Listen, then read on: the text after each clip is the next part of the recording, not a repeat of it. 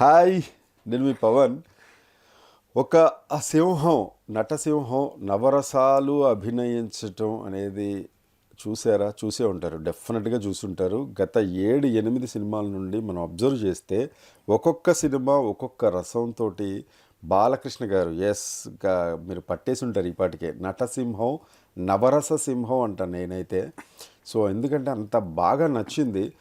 నచ్చడానికి main point ఏంటంటే, ఇది మన దేశ ప్రధాని గారికి, యోగి ఆదిత్యనాథ్ గారికి కూడా ఈ సినిమా ట్రైలరు టీజరే నచ్చింది అని అంటే పాన్ ఇండియా లెవెల్లో ఎంత బజ్ క్రియేట్ చేసింది, రిలీజ్ అయిన తర్వాత ఇంకెంత బజ్ క్రియేట్ చేసుకోబోతుంది అనేది మనం ఇప్పటికే 1-2 సార్లు ఈ విషయం మీద మనం చాలా డెప్త్గా కూడా మాట్లాడుకున్నాం. కిరణ్ గారు కూడా మాట్లాడారు.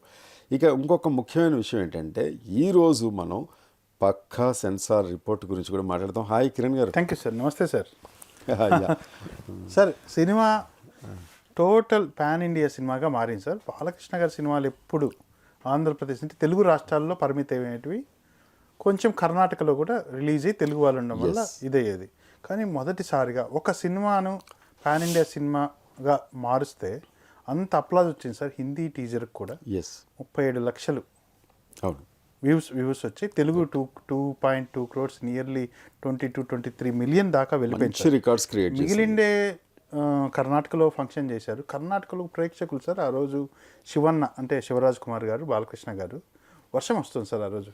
మీరు ఆ వీడియో చూస్తే ఎవ్వరు పోలేదు సార్. అంత వర్షం వస్తుంటే చైర్లు ఇలా పెట్టుకొని కూర్చున్నారు తప్ప ఫంక్షన్ నుంచి పోలేదు సార్. శివన్న వాళ్ళందరూ అన్నారంట, మనం ఫంక్షన్ ఇది చేయలేము, ఇంత వర్షం వస్తుంది అన్నారంట. బాలకృష్ణ అన్నారు, నేను ముహూర్తం పెట్టాను, ఇది ఆగదు అన్నాడంట. గ్రౌండ్లోకి చూస్తే అంత వర్షం వస్తుంది, అయ్యో నా పరువు ఏలాగుంది కదరా ముహూర్తం పెట్టా అని చూస్తే మళ్ళీ ఆగిపోయిందంట సార్. టైంకి ఆగిపోయిందంట. టైంకి ఆగిపోతే ఎవ్వరూ కదలలేదంట సార్. ఆ శివన్ అన్నాడంటే, ఇంత కష్టపడి వాళ్ళు ఉన్నారు, ఖచ్చితంగా మనం ప్రోగ్రామ్ చేసేద్దామని కర్ణాటకలో ప్రోగ్రామ్ చేశారు సార్. ప్రేక్షకులు అట్లే నిలబడిపోయారు. అంటే మనం యాక్చువల్గా తెలుగు మన భారతదేశంలోనే సినిమాకు మనం పెద్ద పీట వేస్తాం సార్. హీరోలను దేవుళ్ళలాగా చూస్తాం, ఒక రకంగా ఒక మన ఇంట్లో పర్సన్ లాగా చూస్తాం. అలాగే ఈ సినిమాకి అక్కడ కర్ణాటకలో బాలకృష్ణ ఫ్యాన్స్ అలా నిలబడిపోయారు సార్. అంటే బికాజ్ ఆఫ్ సినిమా పైన ప్రేమ. ఆయన ఫ్యాక్షన్ సినిమాలు చేశారు సార్. అంటే ఫ్యాక్షన్ సినిమాలకే పరిమితం అనుకుంటే ఇంకొక సినిమా పోయినా ఫెయిల్ అయినా కథాంశంతో కూడుకున్న సినిమానే చేస్తారు సార్. అది ఆయన ఒకసారి డైరెక్టర్ని నమ్మి చేస్తే ఆ స్టోరీని సినిమాగా తీసి బయటకు వచ్చేస్తారు. డైరెక్షన్ దాంట్లో కల్పించుకోవడం కానీ ఇది కానీ ఉండదు. ఏదైతే ఫస్ట్లో గ్రౌండ్ లెవెల్లో ఈయన మాట ఇచ్చి చేద్దాం అనుకుంటే డైరెక్టర్ని మీరి పోడు సార్ ఆయన బాలకృష్ణ గారు. బాలకృష్ణ గారిని చూస్తే ఉగ్రస్వరూపం మనం అంటారని మనం అనుకుంటాం, సెట్లో ఎలాగ ఉంటారని. డైరెక్టర్ ఈజ్ కెప్టెన్ అనే మాటకి అట్లే అవును. ఎందుకంటే ఆయన సెట్లో కూడా బాబీ చేశారు. బాబీ డిపార్ట్మెంట్లో నాకు తెలిసిన ఫ్రెండ్స్ ఉన్నారు కొంతమంది. వాళ్ళు కూడా చెప్పింది ఏంటంటే, డైరెక్టర్ గారు అనే పిలుస్తారు, బాబీ గారు కూడా కాదు, డైరెక్టర్ గారు అని సెట్లో ఆయన బాలకృష్ణ గారు పిలుస్తారు. అలాగా ఆయన ఇచ్చే రెస్పెక్ట్ ఆ సెట్లో ఉన్నంత వరకు. అన్నీ రెండో యాంగిల్లో చూసిన వాళ్ళకి ఈ యాంగిల్ అనేది చూడని వాళ్ళకి, కేవలం సినిమా వాళ్ళకే తెలిసిన బాలకృష్ణ గారు ఏంటంటే, ఒకసారి ఫ్రీజ్ అయిన తర్వాత లాక్ చేసే తాళం అవతల ఇసిరేయటమే స్క్రిప్ట్. అంత క్లారిటీగా, అంత క్లియర్గా ఉంటారు. ఒకసారి ఎవరైనా డైరెక్టర్ స్టోరీ కనుక చెప్తే అది ఆయనకి నచ్చిందని అంటే చేద్దాం. ఆయన నిన్న స్టేజ్ మీద చెప్తుంటే మనం అనుకునేది, మనం విన్నది కరెక్టే కదా అనిపించింది. బోయపాటి గారు అండ్ బాలకృష్ణ గారు మాట్లాడుకొని కేవలం 3 నిమిషాలలో సినిమా ఓకే చేస్తాము. 6 సినిమాలు చేసాం ఇప్పటి వరకు. ఏదైనా సరే మేము ఏదో గంటల తరబడి చర్చిస్తాం అనుకుంటున్నారా, లేకపోతే ఇంకో పాయింట్ మనం చేద్దాం, మూవ్ అప్ అయిపోదాం, దీని మీద మనం కూర్చుందాం అని అయిపోతుందని. అంటే ఇంకోటి మనం ఎప్పుడు ప్రతి సినిమాకి మనం ఇది బజ్ క్రియేట్ చేస్తుంది, మనం చాలా బజ్ క్రియేట్ చేస్తుంది అని అంటాం. అయితే ఈ అఖండ 2 విషయంలో మాత్రం బజ్ క్రియేట్ చేసింది అనకుండా ఒక ఆరా క్రియేట్ చేసింది అంటాను. Very good sir. ఎందుకంటే బజ్ కన్నా మించి అనమాట. ఆ సినిమాలో అంటారు చూడండి, అంతకు మించి అని. అలాగే డెఫినెట్గా అండి. అసలు హిందూ దేశం అండి మనది. మిగతా వాళ్ళు వచ్చి ఇక్కడ స్థిరపడిన వాళ్ళు భారతీయులే కాదనట్లేదు. అయితే ఫస్ట్ మనం యాక్సెప్ట్ చేయాల్సింది మన హిందూ దేశం, మన హిందూ ధర్మం. ఓకే, మన చిన్నప్పటి నుంచి హిందువులందరం మన బ్లడ్లోనే ఉంటుంది అది. ఇప్పుడు బాలకృష్ణ గారు చెప్పిన ప్రతి డైలాగు ఇదేదో కృతకంగా ఉంది, ఆర్టిఫిషియల్గా ఉంది, నాటకీయత్వంగా ఉంది అనేది కాదు. అది మనలో నుండి వచ్చిన మాట ఆయన చెప్తున్నట్టు ఉంటుంది కదా. ఇప్పుడు వీరత్వానికి శూరత్వానికి ప్రతీక కూడా అలెగ్జాండర్ని ఓడించింది ఎవరు? పురుషోత్తముడు. ఎస్. సో అంత ఇదనేది మనకు ఉంటుంది. అహింస పరమో ధర్మ అని చెప్పి అంతవరకే ఆపేశారు చాలామంది. అక్కడ హింస అవసరమైనప్పుడు అది కంపల్సరీగా నువ్వు యాక్సెప్ట్ చేయాలి, ఆ యుద్ధాన్ని నువ్వు స్వీకరించాల్సిందని డైరెక్ట్గా భగవద్గీతలో కూడా ఉంటుంది. అయితే సార్ ఇంకొకటి, బాలకృష్ణ గారి సినిమాలు అంటే ఆయన చూడండి, ఒక సోషియో ఫ్యాంటసీ సినిమా అయినా, సాంఘిక చిత్రమైన, పురాణ పురుషులు క్యారెక్టర్ అయినా మొత్తం ఎన్టీఆర్ గారిని ఫాలో అవుతున్నారు సార్. నాన్నగారు అని ఈ కాలం అంటే దశరథుడి మాట రాముడు విన్నాడు సార్. అలాంటి వాళ్ళలో ఏ ఫంక్షన్ అయినా ఏమైనా నాన్నగారు అనే మాట చెప్పకుండా, అవును, ఇప్పుడు ఎవరైనా ఎవ్వరు లేరు సార్. మా నాన్నకేం తెలియదు అనే వాళ్ళే కానీ మా నాన్నే అని బాలకృష్ణ గారు నామస్మరణ చేస్తారు. క్యారెక్టర్లు కూడా వాళ్ళ నాన్న ఏం చేశారు, ఎలాంటి క్యారెక్టర్లు టచ్ చేశారు అవి టచ్ చేయడానికి చూస్తారు సార్. అంటే ఒక కొడుకు నాన్నని అంతలా తలుచుకోవడం. కరెక్ట్ అండి, కరెక్ట్. నాకు ఇందులో ఇప్పుడు సీనియర్ ఎన్టీఆర్ గారి గురించి చెప్పేటప్పుడు నాకు ఒకటి అనిపిస్తుంది అండి. సో చాలామంది అంటే కొంతమంది అల్పులు ఒక 5% ఉంటారు, 10% ఉంటారు. కొంతమంది అల్పులు మాత్రం ఏం చెప్తారు అని అంటే ఆయనకి కులాలు, మతాలు, రాజకీయ రంగులు ఇవన్నీ పులుముతారు. ఆయన వెండితెర ఇలవేల్పు సీనియర్ ఎన్టీఆర్ గారు అనటంలో ఎలాంటి సందేహం లేదు. ఈ విషయం ఇప్పుడున్న అగ్రస్థాయి హీరోలందరూ కొన్ని సమయాల్లో కొంతమంది హీరోలు కూడా బాధపడిన సందర్భాలు ఉన్నాయి. ఎట్లాంటి విషయాలలో అంటే సపోజ్ ఇప్పుడు చిరంజీవి గారు కూడా గోవాలో మమ్మల్ని వదిలేయండి, ఆయన వజ్రోత్సవాలప్పుడు గోవాలో మా సంగతి సరే ఆ మహానుభావుడి కనీసం ఆ మహానుభావుడు ఒక చిత్రపటం కూడా అక్కడ లేదు, ఒక పెయింటింగ్ కూడా లేదు. మనం అవన్నీ చూసి మనం బాధపడాలి. తెలుగు జాతిని ఆయన జెండా ఎగరేశాడు ప్రపంచవ్యాప్తంగాని ఆయన కూడా అన్నారు. ఇక్కడ కొంతమంది మాత్రం ఒక 5%, 4% పీపుల్ మాత్రం ఆయన మావాడు, లేకపోతే మా ఇది, మా వర్గం, మా రాజకీయం, మా పొలిటికల్ పార్టీ అని అట్లా ఓన్ చేసుకుంటారు. కానీ సినిమా పరంగా అలా తప్పండి. ఎన్టీఆర్ గారు చెయ్యని పాత్ర అంటూ లేదు. ఆయన అప్పట్లోనే అంటే ఇప్పుడు చాలా గొప్పగా మనం అనుకుంటాం కానీ ఇది చిచ్చటే కదా, ఇవన్నీ చెప్పుకోవచ్చుగా మనం ఇవన్నీ మాట్లాడుకోవచ్చుగా. మనం మాట్లాడేది సీనియర్ ఎన్టీఆర్ గారి గురించి. మా నాన్నగారు ఏం చెప్తారంటే రాముడి పాత్ర వేయటం గొప్ప కాదు, ఏ హీరో అయినా ముందుకు వస్తాడు. రావణుడి పాత్ర వేయటానికి అప్పటికి ఆయనకి 35-36 ఇయర్స్ ఉంటాయేమో. భూ కైలాస్ ఆ సినిమా చేసినప్పుడు ఎన్టీఆర్ గారికి. అవునా, మరి అప్పట్లోనే అంత మెచ్యూర్డ్గా ఆయన రావణుడి పాత్ర నేను వేస్తాను అని ఆయన ముందుకు రావడం అనేది అది గొప్ప విషయమా కాదా? ఎవరైనా వాళ్ళ ఆ స్థాయిలో ఉండి ఆయన అప్పట్లో సూపర్ స్టార్ సృష్టించుకున్నాడు సార్, బిగ్గెస్ట్ స్టార్ కదా, నంబర్ 1. ఈయన రావణుడి పాత్ర చేయటం, నెగటివ్ పాత్రలు చేయటం అనేది అది గొప్ప విషయం. అక్కడ ఆ పాత్రల తాలూకా ఇప్పుడు అప్పట్లో విలన్ అనగానే దుష్టుడు వీడు, మొత్తం వీడందరికీ వీడికే సర్వ దుష్టత్వాలు వీడికే ఉంటాయని కాకుండా దుష్ట పాత్రల్లో కూడా ఒక కోణం, మంచి కోణం అనేది ఆయన చూపెట్టాడు. కర్ణుడి పాత్రలో కావచ్చు, ఈ పాత్రలో కావచ్చు, ఆఖరికి ఆయన కీచకుడి పాత్ర కూడా వేశారండి. అంటే ఎంత గట్స్ ఉండాలి. బాలకృష్ణ గారు ఇంటర్నల్ పాయింట్ కూడా అదేనని నేను అనుకుంటున్నా. ఏంటి అని అంటే ఎస్ ఇది చెయ్యాలి. అఘోరి అనగానే చాలామందికి మామూలుగా ఉండేవాళ్ళకి కూడా చాలామంది తెలియదు. వాళ్ళు ఏది ఉంటారు, శవాలని పీక్కు తింటుంటారు, లేకపోతే ఇంకోటి చేస్తారు, ఇంకోటి. అది కాదండి. ఆ ఘోరి అనేది అంటే ఘోరి కాని తత్వము. అదొక అచంచలమైన భక్తికి పరాకాష్ట అనమాట. ఏమి లేదు, మొత్తం సర్వం మట్టే బూడిదే అని చెప్పి అన్నట్టు ఏం లేదు, బట్ట కూడా అవసరం లేదు శరీరానికి. ఆ టైప్లో వాళ్ళు ఉండే అఘోరీలు ఎప్పుడైతే ప్రపంచ శాంతికో లేకపోతే భారతదేశ ఔన్నత్యానికో వాళ్ళు ఇది చేస్తే వాళ్ళు అస్సలు క్షమించరు, వాళ్ళు అసలు ఊరుకోరు. ఈ పాత్రని మలుచుకుంటూ తీసుకొచ్చి అఘోరీ తత్వాన్ని శత్రుదేశానికి ముడిపట్టి చేయటం అనేది అది హైలైట్ పాయింట్. డైరెక్షన్ డిపార్ట్మెంట్ ఆయన ఒక డైరెక్టర్గా, అందులోనూ బాలకృష్ణ గారికి ఇది మెజారిటీ అసలు హ్యూజ్ సక్సెస్ అయింది. దాదాపు ఇదే టైమింగ్లో వచ్చింది అనుకుంటా, 4 ఏళ్ల కిందట. అవును. ఇప్పుడు కరెక్ట్గా అఖండ 2 రిలీజ్ కావడం, దానికి దీనికి లింకప్ చేయటం.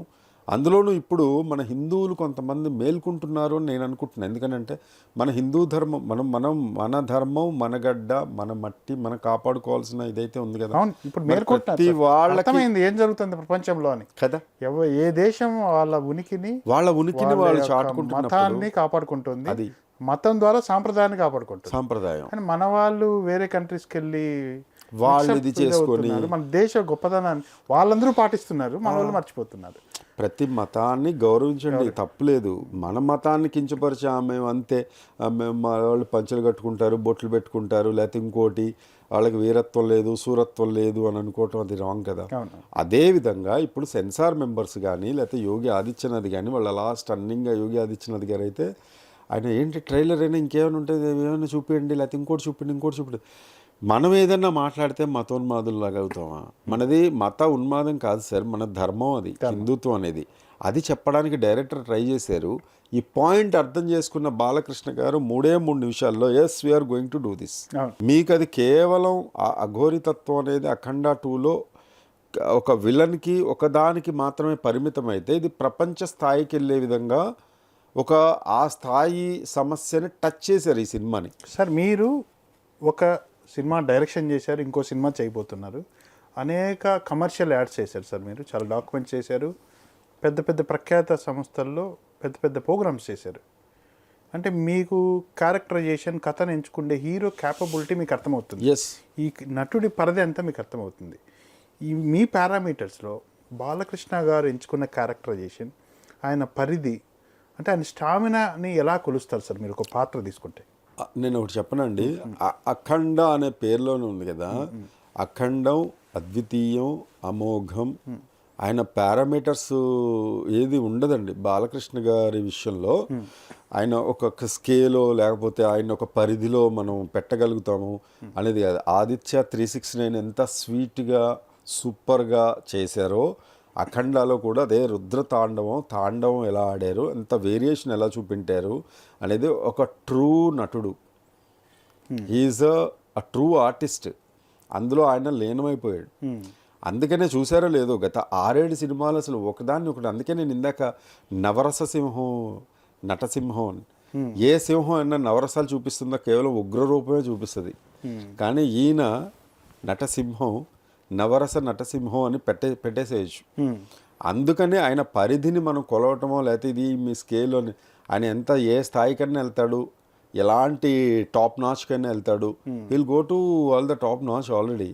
అందుకనే దానికి కింద ఇది కూడా పెట్టారు, ట్యాగ్ లైన్ తాండవం అని పెట్టారు. ఎంత కాన్ఫిడెన్స్ ఉంటే ఇప్పుడు ఒక డైరెక్టర్కి కానీ ఒక హీరో బాలకృష్ణ లాంటి కానీ, ఆయన పాన్ ఇండియా హీరో ఇప్పుడే కదా, చాలా డేస్ కిందట ఆయన సినిమాలు బోలెడని డబ్బింగ్ అయ్యి అక్కడ ఉన్న వాళ్ళకి అరే హీజ్ అ టాప్ స్టార్, ఆయన అగ్రనటులు అక్కడ టాలీవుడ్లో అని ప్రపంచవ్యాప్తంగా అందరికీ తెలుసు. బాలకృష్ణ ఇప్పుడు కొత్తగా ఆయన వెళ్ళి పాన్ ఇండియన్ మూవీ అని ఆయన ఏం చెప్పుకోకర్లా, ఎవ్రీబడి నోస్ హిమ్.